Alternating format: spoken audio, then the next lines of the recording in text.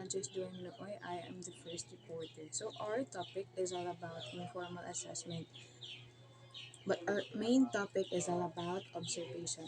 But observation is one of the type of the informal assessment.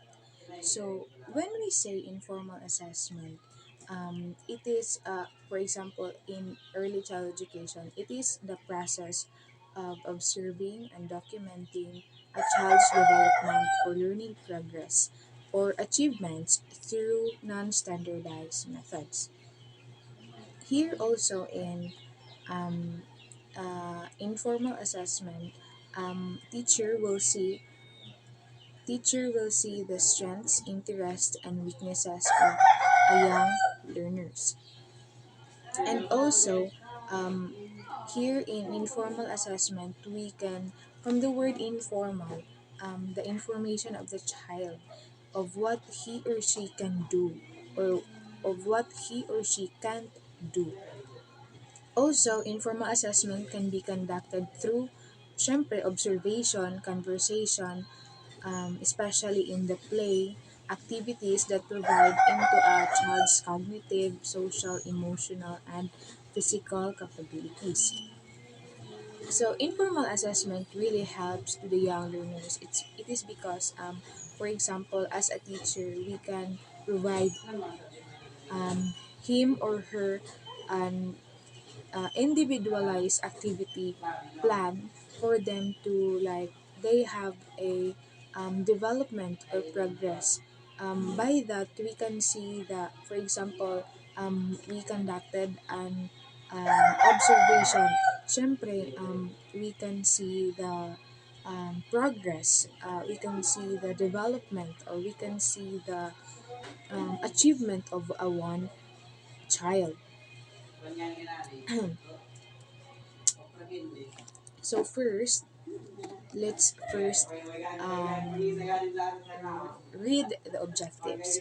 At the end of 45-minute period, the student should be able to discuss the purpose of observation, analyze the observation evaluation measures, their types and uses, advantages, and guidelines for use different types of observation, describe the characteristics of effective observation, conducted actual observations using appropriate observation strategies. So that is our objectives. So our main topic is all about observation. So what is observation? So observation is really important to a child. It is because we can, here in observation we can um, see of what is really the strengths, the weaknesses, the interest of a unique child. So according to our source, observation is one of the most widely used methods of assessment. They are labeled as informal because they do not entail standard guidelines for administration and use. So when we say observation, it is an authentic. It means it's real, real situation or real. Siyempre, observation is really real for an actual. Actual na siya. That's why it is authentic. Authentic means of learning about children, what they know, and what are able to do, especially as it occurs in more naturalistic settings such as classroom, children centers, playgrounds, and even homes. So when we say observation, um, it is the process of tracking children's behavior over a period of time through meaningful, like, detailed documentation. By that we can see the progress of a one child. Educators are able to see patterns and plan age or to plan age appropriate activities or to every child, gain insight gain insight into how a child's think about the world, and provide opportunities to change the learning environment um, to promote and to promote their growth and development. So when we say observation, it is really important. It is because in the first place, we must know of what is the strengths, weaknesses of a child. Dapat kabalo ta kung unsa ilahang kaya buhaton, unsa ilang dili dapat kaya buhaton. That's why we must in the we must observe para matagaan nato sila um, like individualized plan activities para diha nato makita kung naabay development, naabay progress, or naabay result ilahang um, na kanang gibuhat na nato nga individualized activity or plan. So according to our research, professionals recognize that children are more than what is measured by any particular standardized test. Observation is sometimes referred to as kid watching. Siyempre, as we observe, di ba, pag mag-observe ta, magtanaw man kita sa ilaha, especially when they are doing something, when they are playing, or when they are observing around their environment. Um, when we say kid watching, it is an excellent way to find out about the children's behavior and their learnings. Next is, so why observe children? So why we must observe children, or why observe children? Observation is the most direct method of becoming familiar with the learning and development of the young child. Why observe children? It is because observation requires focus on the child behaviors. Observation allows the teacher to get to know the child as a unique individual rather than as a member of a group. Siyempre, we must observe children. As I've said earlier, that it's really important to observe them because we must know in the first place their their capabilities, their behaviors, their strengths, their weaknesses, their interests, kung unsa ilang kaya pagbuhaton, kung unsa ilang dili kaya buhaton. That's why we need to observe children. It is very important for teachers of young children to have training in early childhood development in order to understand appropriate behaviors when using observing children. Um, why observe children? The importance of observation is significant, inclusive of developing skills on how we observe. Once the importance of observation is understood, teachers and future teachers need to develop observation skills appropriate to the objectives and the information they desire from the observation. So, syempre, as a teacher, we must know of what is really the plan or the objectives that the child must improve pa niya. So, as a future educator, as a teacher, in the future, we must know of what was really the um, exact exact objectives that you must do first, or the plan that you will be um, that you will be conducted. So why do we observe children's development? When an educator sits back and observes child within their care, they can better understand the children's strengths and weaknesses. So as I've said kanina, na it is really important in the first place that we must observe children. It is because here, dili na nato maibalan kung unsa ilahang behaviors, unsa ilahang learnings, unsa ilahang strengths, unsa ilahang weaknesses. So, through observations, educators, programming, can help make improvements to the environment and facilitate learning. Siyempre, with that, as a teacher, may maka-help ta sa ilaha through conducted or individualized plan or activities that will um, help them to have a development or progress in their future. So there are types of documentation. Um, the first type is drawings or attempts if writing. So drawings or patterns if writing. So for example, here is um, di ba ang mga bata kay naa sila yung mga written work, di ba usahay pag di ba as you observe kay pag dili sila ganahan kay ila man ang gina-throw, ila nang ginalabay sa garbage. In that way, you have kanang naa kay way or naa kay material or naa kay kanang murag ginapanggulitan na dapat kato nga iyahang gibuhat dapat dili to niya kanang kumuton or kanang gasion or ilabay sa basurahan.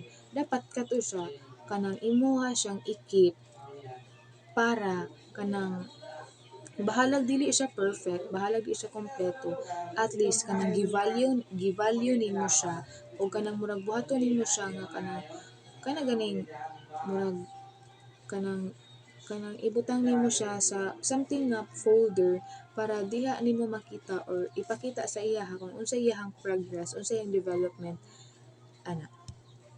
Pictures or the second one is pictures of creations. So when we say pictures of creations, for example, naa sila gibuhat, di ba kay kasagaran ang mga bata kay naga-paint, mana sila, um,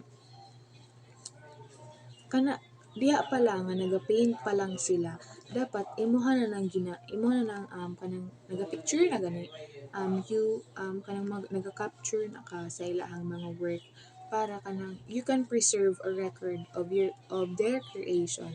Bahalag syempre bata dili man gid na perfect, dili gid na kompleto ana, so you as a teacher kanang dapat mapicturean nimo siya. The second one is videos. So, kanig yung videos kay mao gyud ni ang pinaka kanang murag dako siya nga documentation or value nga documentation. It is because, for example, you documented that or you video that scenario, diha nimo makita kung unsa gyud ang result, kung unsa gyud ang progress sa bata. Syempre, in the first place, di ba, naga-video ka, diha pa lang kay wala pa siya kabalo sa tanan, wala pa siya nahibalaan jud. So diha kanang imuhang gi videohan or dokumentan kay kanang diha nimo makita or ipakita sa iya kung unsa gid iyang progress, unsa gid iyang development through videos nga imong gikuanan. So the last is learning stories with direct links. Di ba for example ani kana ganing may caption kanang for example kay kanang na mga pictures, nag-take pictures ka. Tapos kana nga picture, sa first picture kay na ay kanang caption, na siya caption gani. Na siya caption nga kanang for example kay kanang nag-create sila kuan ay nag-painting sila ana tapos wala dili pa kaayo perfect yung gibuhat. That is learning stories with your links. Para ma para pud diri sa type of documentation makita pud nato ang progress gud sa bata ug naa pud kay kanang murag real nga evidence para ipakita sa ilaha kung unsa gyud ilahang development pagkahuman sa imong observation. So the purposes of observation. The first purpose is determine the cognitive, linguistic, social, emotional, and physical development of children. Using a developmental checklist is one way teachers can systematically observe and chart development of children. The second one is identify children's interest and learning styles. So today, teachers are very interested in developing learning activities, materials, and classroom centers based on children's interest, preference, and learning styles.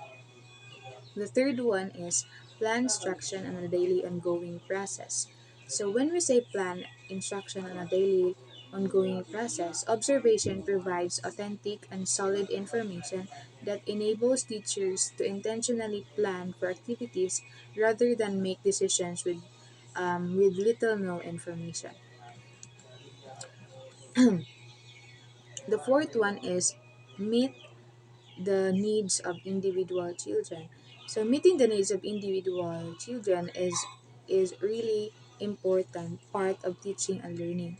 Through observation, a teacher can gather information to develop a plan for helping him or her to learn on how to play others on how to play with others.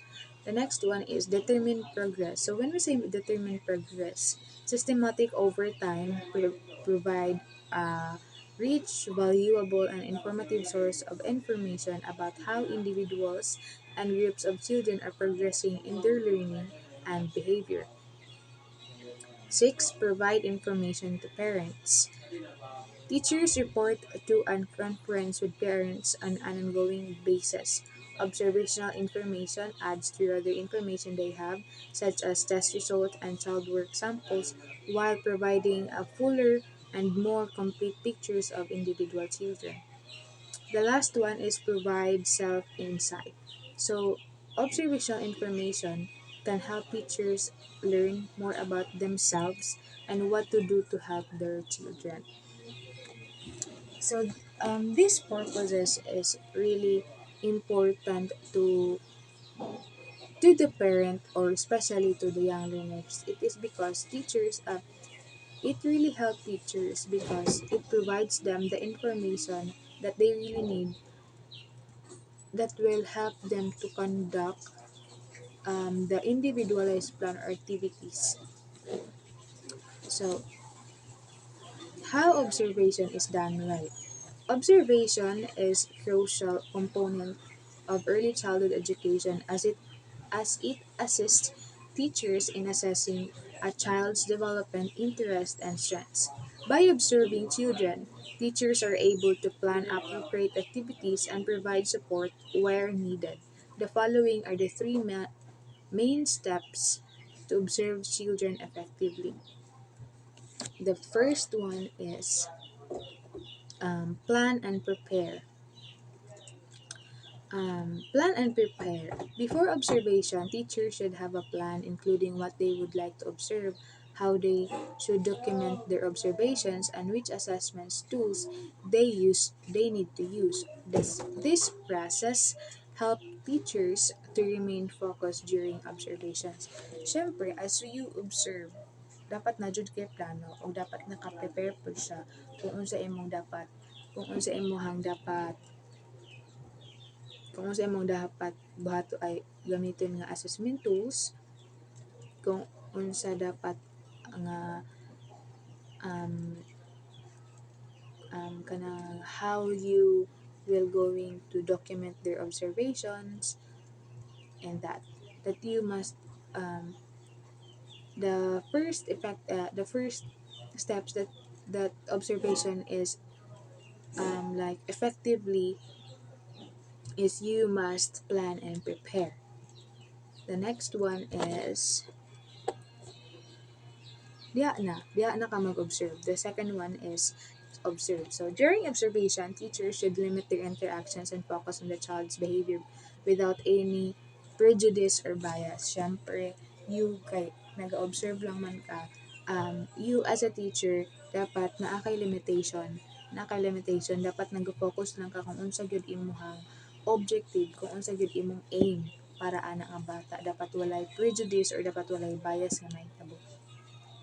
Teachers should be careful not to influence or direct the child's behavior during this time. Dapat dili dayon ka kanang mag-overreact, diha dayon kung unsa ang behavior sa bata. Dapat syempre ang observation takes time. It takes time para sa mga bata. Dili lang diha nga adlaw pag-observe nimo da ay makita dayon nimo kung unsa ang result ana. Syempre, ang observation it takes time talaga. And the last steps that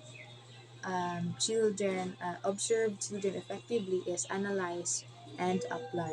So after observation, teachers should analyze the data, identify areas of concern, and plan intervention activities where necessary. So here, dali na makita ang kanang individualized plan. Diya na makita kung unsa gyud ang dapat nimo buhaton para ana nga bata para sa iyang development and progress. That would be all for my topic.